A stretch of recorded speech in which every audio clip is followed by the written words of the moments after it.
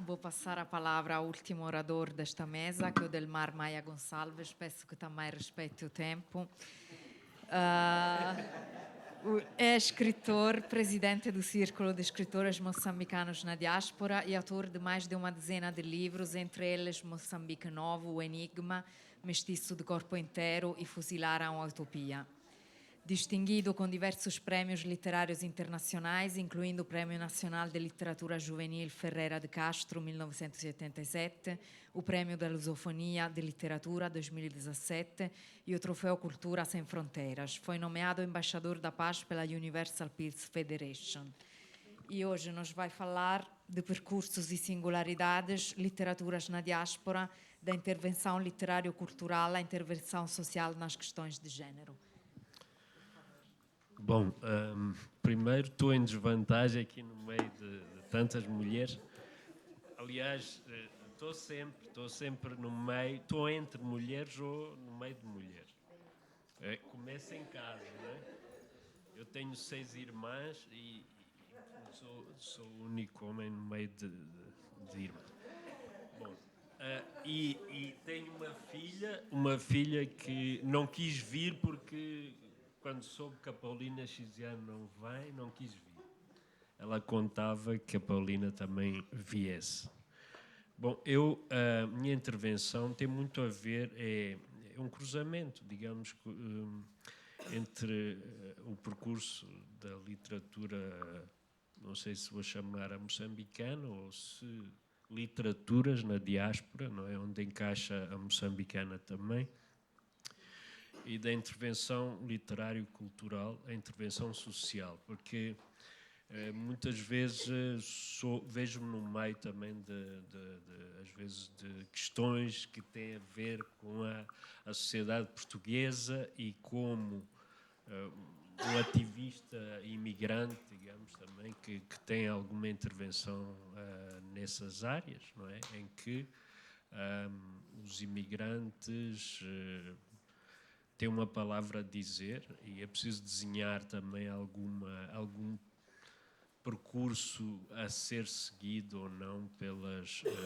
diversas comunidades de imigrantes. Portanto, não será só mulheres, mas também, então vamos dizer, mulher imigrante. Entre elas, a mulher moçambicana. Portanto, do meu percurso pessoal, social, escolar, académico, cultural, literário, associativo, religioso e político também, destacaria desde logo a única equação que esteve sempre presente, a minha matriz identitária moçambicana. E tudo girou em torno da minha moçambicanidade. E nessa altura eu via-me assim meio perdido no meio de tanto cabo-verdiano, guineense, angolano, brasileiro, e aqui com muito poucos moçambicanos. No entanto, havia necessidade de dizer aonde pertenço. E eu fazia parte até, muita gente gozava com o facto de eu dizer sempre que eu era de uma geração do homem novo, proveniente de Moçambique, e carregava aquela carga ideológica e, claro, criava até algum rebuliço, havia a parte cómica quase, não é? Da parte dos meus colegas. Mas, de facto, tirando a carga ideológica, o indivíduo que cresceu numa sociedade que enfim, saiu do colonialismo, o pós-independência, e nós estávamos a construir uma nação, nova nação de várias nações.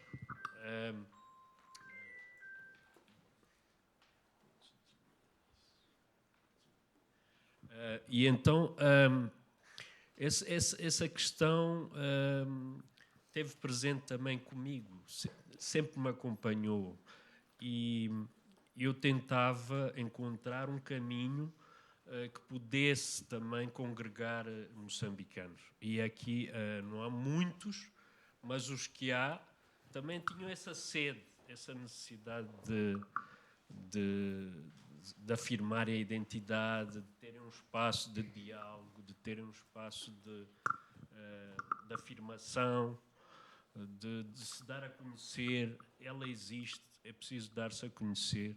E não estou a falar da imigração recente, enfim, da vinda recente de moçambicanos que chegam a Portugal e estabelecem-se e conseguem, enfim, estão na RTP, estão na RDP, estão em vários sítios onde normalmente os moçambicanos não estavam, não tinham muita representatividade assim no espaço público, não é? Então nós decidimos criar o Centro Cultural Luso-Moçambicano, que foi uma iniciativa do artista plástico Lívio de Moraes, de que eu era vice-presidente. Como há poucos moçambicanos, obviamente é fácil a escolha, os que são encontrados. Depois surgiu também a Associação dos Amigos da Obra de Inácio Matosinho, que era outro artista plástico, que entretanto já regressou a Moçambique, também era vice-presidente, mas, e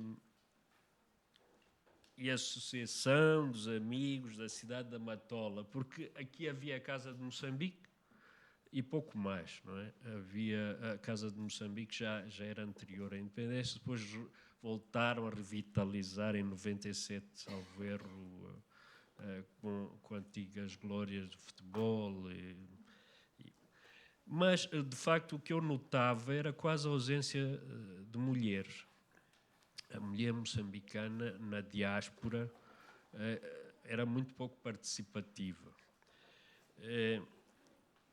Em 2008 eu decidi fundar o Encontro de Escritores Moçambicanos na Diáspora e procurei aqueles escritores que, enfim, começaram a publicar em Moçambique. Estou a falar de Ascêncio de Freitas, de Nuno Bermudes, de Rui Guerra, que está no Brasil,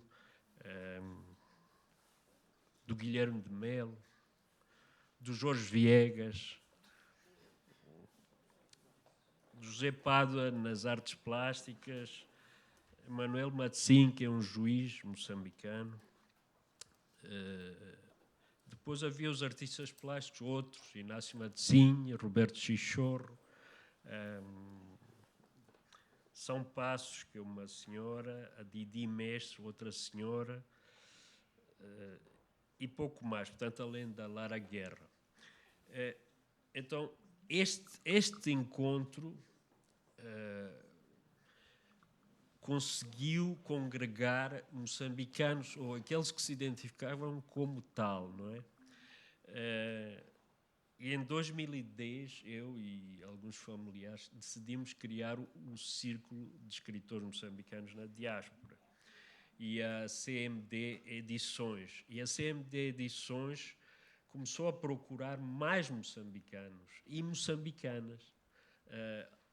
Encontrávamos muitas artistas plásticas que não eram muito conhecidas, não é? Mas dávamos a oportunidade a que elas fizessem capas dos livros. Portanto, criámos uma revista que é Milanos da Diáspora, criámos outra que é Cadernos Moçambicanos Manguana, Rio dos Bons Sinais, Licungo, uma série de publicações que era com esse intuito de juntar moçambicanos sempre. E a oportunidade também de os artistas plásticos publicarem capas para os livros e divulgarem a sua obra e darem-se a conhecer como artistas. Em 2014 surgiram 2 convites irrecusáveis para ser diretor literário da editorial Minerva, em Lisboa, fundada em 1927, e para ser curador do Festival Internacional Grito de Morrer, que é baseado na República Dominicana e é organizado pela Organização Internacional de Poetas Mulheres. E foi nesse âmbito também que, uma vez que eu estava muito preocupado era com os moçambicanos, comecei a dar indicações de personalidades de Moçambique que pudessem ser também galardoadas. Então houve algumas, não é? A Sônia Sultana, a Sara Laís e tantos outros, que algumas não são da área da literatura, porque nesse prémio não há só galardões para escritoras, mas também para todas as áreas de trabalho. E, entretanto, também me convidaram para fazer parte do Prémio Fémina, da Comissão de Honra, que era uma espécie de júri. E nesse âmbito também várias personalidades de Moçambique. Obviamente eu puxo sempre a brasa, a nossa sardinha de Moçambique, que é indicar moçambicanas, porque interessa-me a mim que essas sim ganharem uma projeção que às vezes não é fácil. Eu sei que não é fácil, continua a não ser fácil para as mulheres, infelizmente. Portanto, avancei nesse sentido de associar o projeto ao CMD, que presido, e temos feito esse trabalho desde 2014, portanto, até a data. E vamos continuar, obviamente, isso acho que é importante que isso continue a acontecer, não é? Depois, eu tinha aqui umas anotações que têm a ver com prémios, que eu queria, aproveito o facto de estar aqui a senhora embaixadora, porque durante muitos anos eu vi-me envolvido em vários prémios e dava a conhecer sempre a embaixada. E eu dava a conhecer pela seguinte razão, é que já tiveram muitos premiados dos PALOP, de Angola, de Cabo Verde, sobretudo de Angola e Cabo Verde. De Moçambique tinham sempre conhecimento, mas ninguém participava. Portanto, estou a falar do Prémio Ferreira de Castro, que eu próprio ganhei uma vez. Estou a falar do Prémio La Atrevida. Estou a falar do Prémio...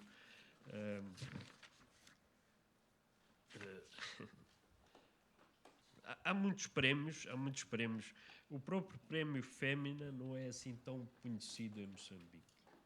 E acho que era de todo interesse que em Moçambique mais mulheres fossem indicadas, nomeadas, mas isso pode ser consertado. Entretanto, existe um prémio também do Movimento Internacional Lusófono, que é a personalidade lusófona, desde 2010. E até hoje nunca foi premiada uma mulher.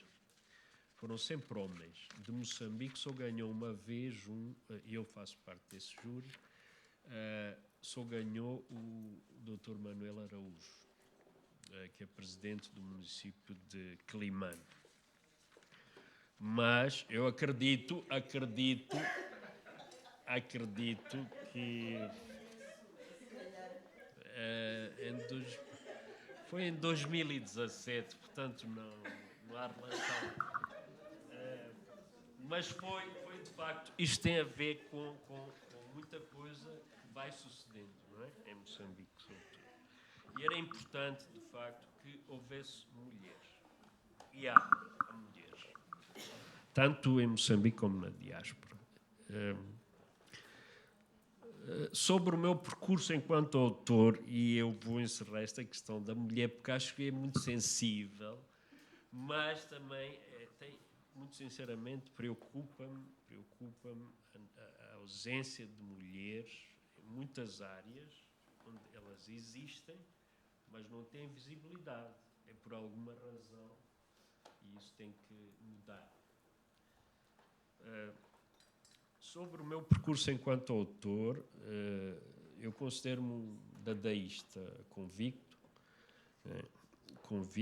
Vejo uma necessidade permanente de afirmação da minha liberdade, porque para mim é mais importante o que acontece para que uma obra existe do que a própria obra. Isto é discutível, há muita gente que escreve e volta à obra quase permanentemente, não é? Até achar que está perfeito. Então é quando avançam para a escrita final ou a publicação. eu não concordo. É uma questão de processo, de modelo, de funcionamento, de trabalho, etc. Portanto, este minuto de verdade só é possível a partir de uma disponibilidade total, correspondente a uma total ausência de preconceitos, num grau de contemplação onde a palavra se apresenta tal e qual na sua pureza máxima. Portanto, concordo com Marcel Duchamp, que dizia, ao fazer um exercício sobre o gosto, escolhi um objeto com poucas chances de ser amado. Relembrando o escritor angolano Pepe Tela, um testemunho dado numa publicação da Casa de Estudantes de Império, ele afirmou o seguinte: escritor é aquele que sente a necessidade de transmitir algo que sente, seja objetivamente importante ou não. Para ele é importante e é isso, obviamente, que conta. Isto é, para o escritor, é importante. Recordo outro ponto de vista expresso num ensaio sobre a minha poesia pelo antigo presidente da Academia de Letras de Trás-os-Montes, o Dr. Amadeu Ferreira, infelizmente já falecido, em que este afirmava perentório: esta não é, pois, uma poesia neutra ou fora do mundo. Bem ao invés, ergue-se como um espinho espetado no poeta, em toda ela perpassando denúncias sem fim. E aí a questão nem sequer se coloca naquele ponto de vista que muitas vezes surge, que é dizerem que existem poetas de combate, poetas de intervenção. Eu não acredito muito nisso. Portanto, como poeta dadaísta, escrevo sobre tudo. Não tenho uma fronteira que me limite. Digamos que vou escrevendo o que me apetece. Já o escritor português Alexandre Honrado preferiu destacar num prefácio a um dos meus livros o seguinte: depois há esta doçura de falar poetizando no poetis del mar, o mesmo que quando me fala parece dizer: olha que tenho medo de dar um grito abafado. E ao mesmo tempo há uma estonteante e sábia crítica, uma agressividade que nunca comete agressão, uma exaltação que nunca é raiva, uma apreciação que é mais discernimento, uma pátria a abolir por dentro que não contém uma só fronteira. Sobre a velha discussão académica de escolhas entre poetas maiores e poetas menores, uma equação de escolhas objetivas ou subjetivas, tenho sempre presente o provérbio africano que nos alerta para o seguinte: se você pensa que é muito pequeno para fazer a diferença, tente dormir num quarto fechado com um mosquito.